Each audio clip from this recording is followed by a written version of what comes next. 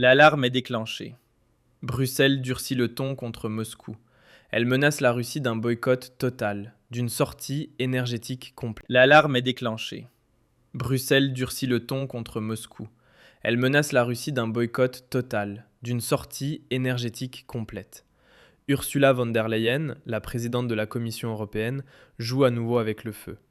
Mais cette fois, ce n'est pas simplement une question de symbolisme. Il s'agit de la survie de l'Europe. Ce qu'elle vient d'annoncer à Bruxelles n'est rien de moins qu'un pacte de suicide économique. Alors que von der Leyen annonce triomphalement la fin des importations de gaz russe, l'industrie européenne suffoque sous des coûts énergétiques astronomiques. Et pourtant, les faits montrent que le gaz russe continue d'arriver par des chemins détournés, via l'Inde, par des tankers de GNL. Et Bruxelles fait comme si tout cela faisait partie d'une grande victoire morale. Non, ce n'est pas un triomphe, c'est de la folie pure. Salutations douces à tous ceux qui, lorsqu'ils entendent le mot démocratie, pensent à l'éducation plutôt qu'à la censure. Bienvenue à Verheimlicht. Aujourd'hui, nous parlons de l'une des tromperies les plus audacieuses de l'histoire de l'UE. Tandis que von der Leyen menace la Russie d'un embargo énergétique total, elle a en réalité fixé 2027 comme l'année où aucun atome de gaz russe ne doit plus entrer dans l'UE. Mais un regard sur la réalité montre que c'est un mensonge évident. Tandis que Nord Stream est détruit, le transit ukrainien est abandonné et chaque pipeline est politiquement diabolisé, les pays européens achètent plus de GNL russe que jamais auparavant. Du gaz liquéfié de l'Arctique russe, du pétrole raffiné via l'Inde, du diesel raffiné en Turquie. Et tout cela avec la bénédiction de Bruxelles. Oui, vous avez bien entendu. On fait semblant de combattre Poutine, tout en lui envoyant des milliards par des portes dérobées. L'Union européenne a payé plus de 20 milliards d'euros pour des combustibles fossiles en provenance de Russie en 2025. Malgré les sanctions, malgré le boycott, malgré les grandes déclarations. Les citoyens en payent le prix, avec des factures d'électricité qui explosent, des chauffages en panne et des usines abandonnées. BASF déplace sa production en Chine.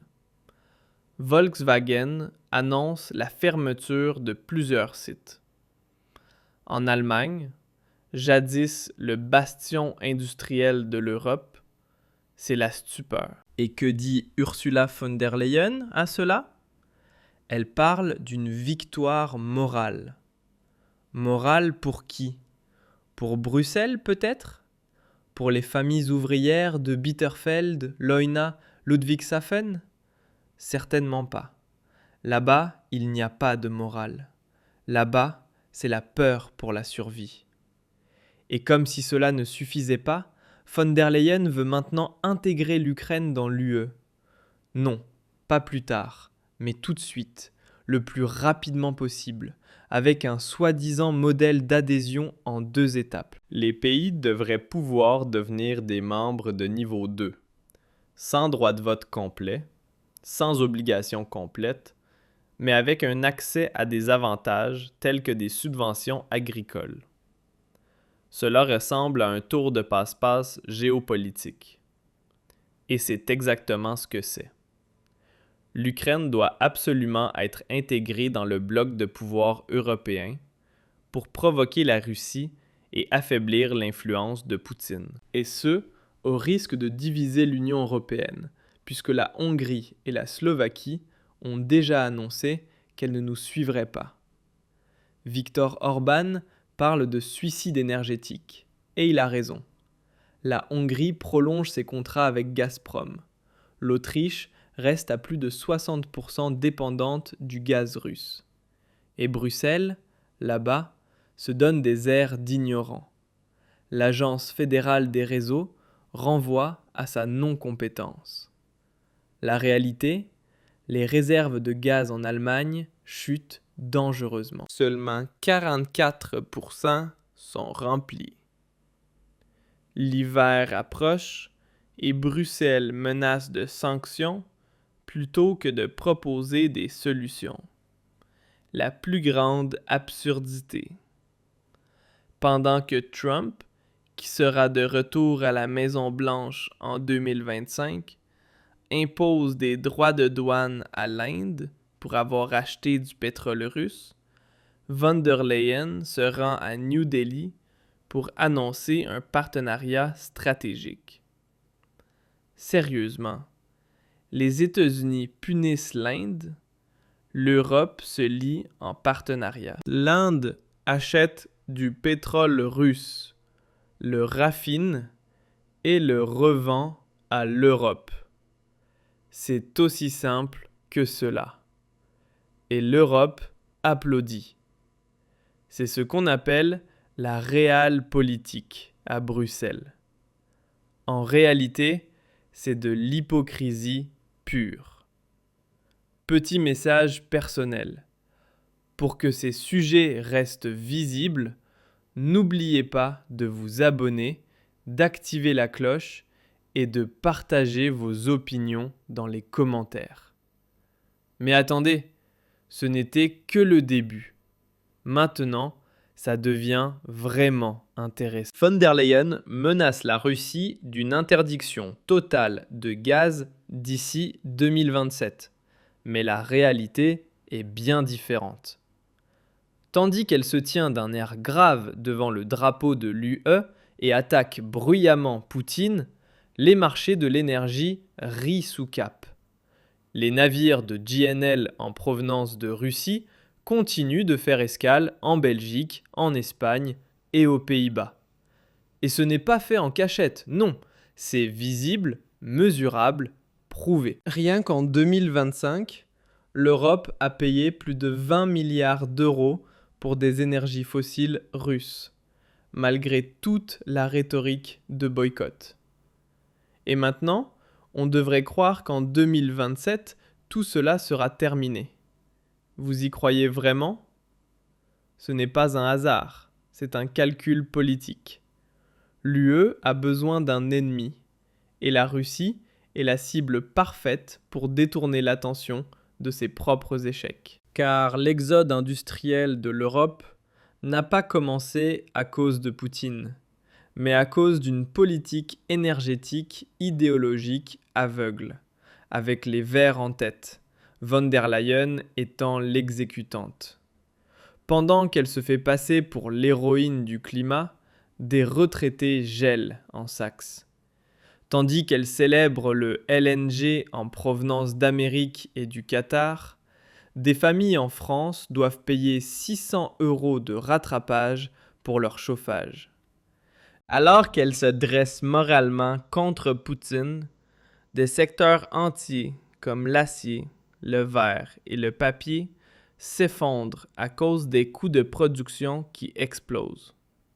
Ce n'est pas moral, c'est meurtrier. Oui, et puis il y a la poudrière géopolitique qu'est l'Ukraine. Von der Leyen veut absolument l'intégrer dans l'UE, coûte que coûte.